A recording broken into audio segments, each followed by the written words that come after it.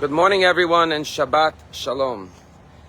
This week's Torah portion, Moshe Rabbeinu, Moses begins by rebuking the Jewish people, but he does it in a very unique way.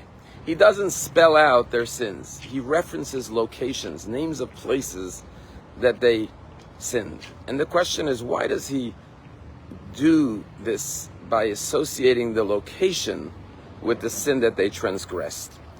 And there's a beautiful passage in Pirkei Avot, Ethics of Our Fathers, where our rabbis say, do not judge another person. Al tadin et chaveiro ad shetagia limkomo.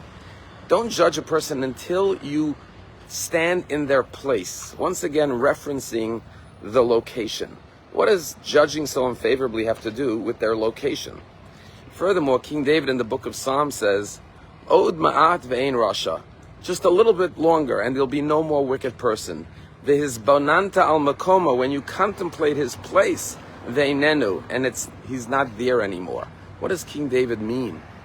And the answer is that many times we judge people unfavorably because we only look at them. We don't look at their location, their place, their environment, their upbringing, their background, their life circumstances, their challenges. And therefore we fail to see the context in which the person committed the sin.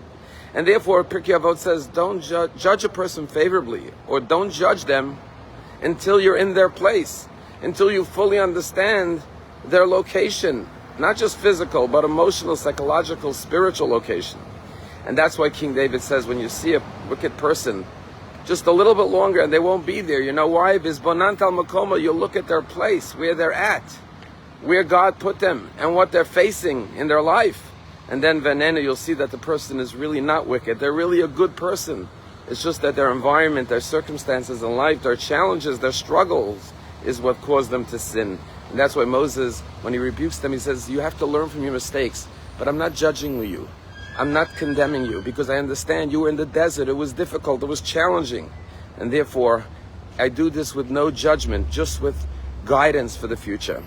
This Shabbat is a very special Shabbat. It's called Shabbat Chazon. Shabbat before Tisha B'Av, we look at the day of Tisha B'Av and we see a vision of the third temple that will be rebuilt.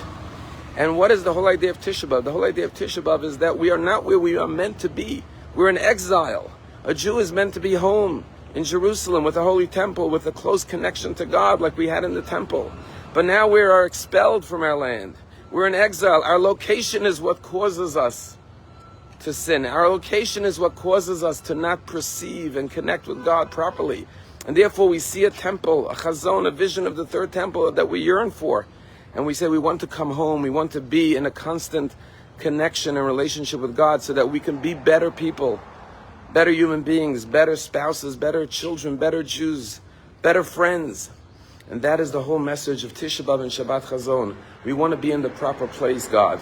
Allow us to come home. Allow us to feel our love and connection to you. And then we'll realize it was only our location, exile, that caused us to sin. But inherently, we are all very good. We are all righteous. There was a great educator. His name was Rabbi David Schrink. And I tell a story that in his yeshiva, there was a rule that students are not allowed to smoke. No smoking allowed. And one time, he walked into one of the dormitory rooms, and there was a student smoking. And the student was caught red-handed. And this is what Rabbi Schrink did. He said to the student, you know, you're doing something wrong now. You're not supposed to be smoking, and you're smoking. But I also did something wrong. Why?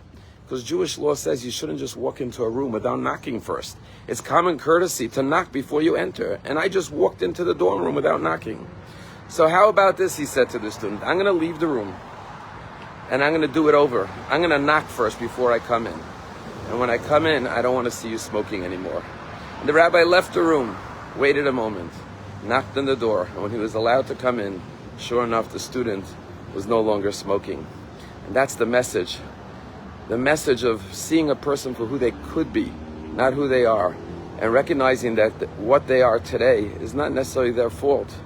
Yes, they have to take responsibility. We all have to own up to our mistakes and correct them, but without judgment, only with love and compassion.